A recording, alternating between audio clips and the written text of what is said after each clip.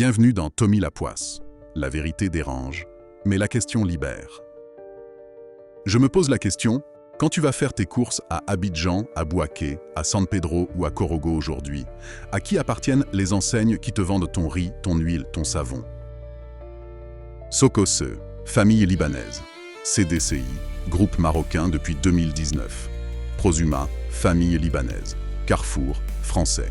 Orca, famille libanaise. Aucune, absolument aucune grande chaîne de distribution ivoirienne n'appartient à des Ivoiriens. Et pourtant, en Côte d'Ivoire, quand on parle de ces enseignes, on est fiers. Socosé, on dit c'est chez nous. CDCI, on dit c'est chez nous. Mais chez nous, c'est chez qui vraiment? Aujourd'hui, on remonte le temps. Parce qu'il y a une histoire que personne ne raconte plus. Une histoire d'une chaîne 100% ivoirienne, qui existait, qui marchait, et qu'on a laissé mourir. Elle s'appelait la PAC. Premier acte, le point de départ choquant. Nous sommes en 1957, 3 ans avant l'indépendance. À Abidjan, il y a 2607 boutiques. Combien appartiennent à des Ivoiriens? 459, 17%, un cinquième.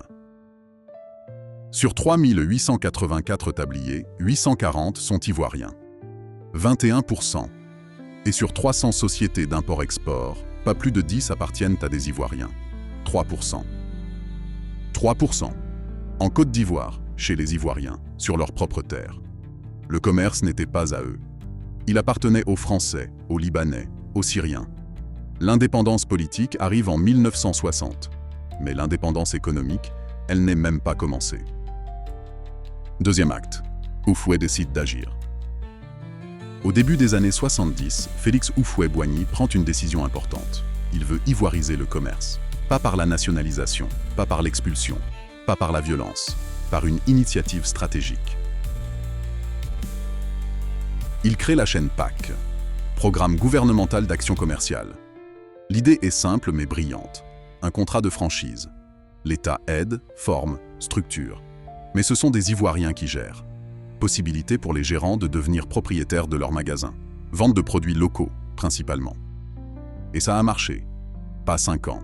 Pas 10 ans, vraiment marché. Selon les opérateurs économiques ivoiriens eux-mêmes, citation, cette chaîne de distribution et de commerce avait envahi toutes les villes ivoiriennes avec le boom économique des années 60-80. Fin de citation.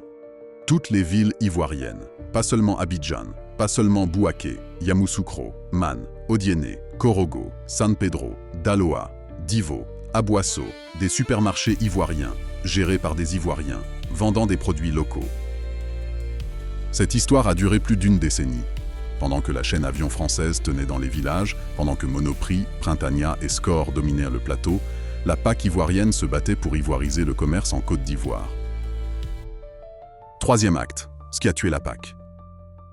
Voici le moment le plus dur de cet épisode, parce que la vérité qui suit est difficile à entendre. En 2006, un groupe d'opérateurs économiques ivoiriens réunis dans la centrale des coopératives d'entreprises et de commerce de la Côte d'Ivoire, la CECOPEC-CI, propose de recréer la chaîne PAC, 20 ans après sa disparition. Leur président, Seri Gota, s'exprime dans la presse. Ces mots exacts, je cite, « Nous voulons rééditer l'expérience de la chaîne PAC d'alors, mais en version corrigée et protégée contre les malversations, une des principales raisons qui ont contribué à l'échec de cette chaîne. » Fin de citation. Malversation. Le mot est prononcé par des opérateurs économiques ivoiriens, en 2006, en analyse rétrospective. Pas la France, pas les Libanais, pas la mondialisation. Ce sont des Ivoiriens qui dirigent actuellement les magasins de la PAC, qui ont détourné les fonds, volé les stocks, truqué les comptes, qui ont enrichi leurs propres poches au lieu de faire vivre le projet collectif.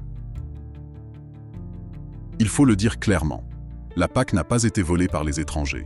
La PAC a été assassinée par une partie de nos propres élites commerciales, par la corruption, par l'individualisme, par le court terme. Cela ne minimise pas les autres facteurs.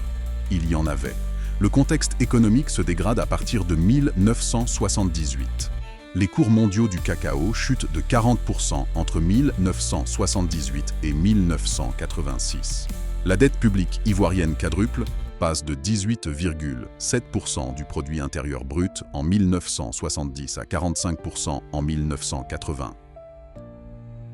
Le Fonds monétaire international arrive avec son premier plan d'ajustement structurel en 1980, puis un deuxième en 1984. Nouvelles restrictions budgétaires, nouvelles pressions sur les entreprises publiques. En 1980, Houphouët lance une réforme radicale des sociétés d'État.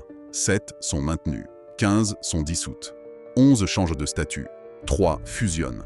Le contexte est brutal. Mais même dans ce contexte, une PAC bien gérée aurait pu survivre. Le riz continuait de se vendre, le savon continuait de se vendre, l'huile continuait de se vendre. Les Ivoiriens avaient besoin de leurs magasins de proximité.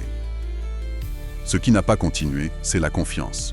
La confiance dans les gérants, la confiance dans le système, la confiance dans l'avenir collectif. Quatrième acte, la chute des chaînes françaises. Il faut aussi raconter ce qui arrive aux chaînes françaises pendant la même période, parce que la crise économique ne frappe pas que les Ivoiriens. La chaîne avion, celle qui était partout dans les villages, ne peut plus tenir. Selon les analyses économiques, citation, « Les frais de transport, les commissions de plus en plus élevées, servies aux gérants pour contenir l'inflation, les agios coûteux dus aux découvertes bancaires, ne permettèrent plus de dégager une marge suffisante. » Fin de citation. En 1980 et 81, la chaîne avion fusionne avec Score. Une nouvelle société est créée, Ivodis, Ivoire Distribution. Mais 90% du capital reste français, détenu par Escoa. 1985. Monoprix ferme au plateau. Détournement de fonds internes et crise économique. Fin d'une époque. 1986. La chaîne avion cède tous ses magasins. Fin de sa présence dans les villages ivoiriens. 1991. Score et Joc sont cédés à Unicosi. En 10 ans, 80 et 91, tout le paysage commercial ivoirien s'effondre. Les Français partent. Les Ivoiriens ont déjà échoué. Un vide s'installe. Cinquième acte, l'arrivée des Libanais. Dans ce vide, une communauté commerçante déjà présente en Côte d'Ivoire depuis longtemps prend le relais. La communauté libanaise. Les familles libanaises sont en Côte d'Ivoire depuis les années 30 et 40.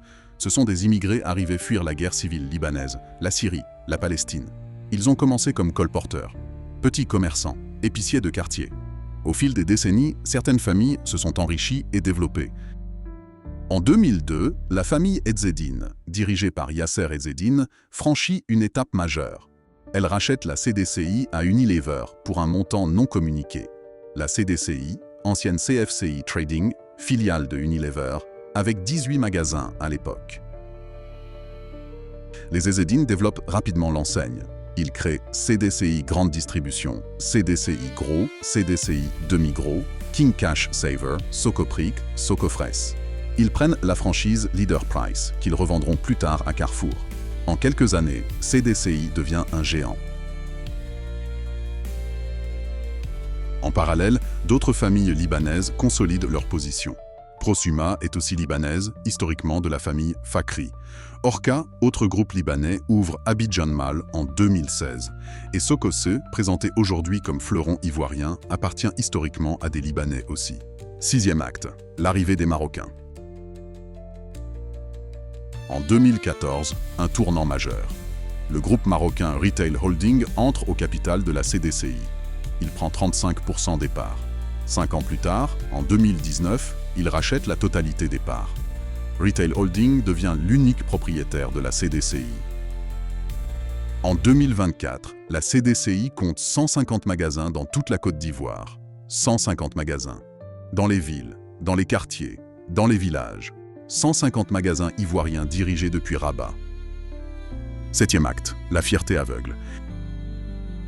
Maintenant, ce qui me frappe le plus, c'est ce qui se passe aujourd'hui en Côte d'Ivoire.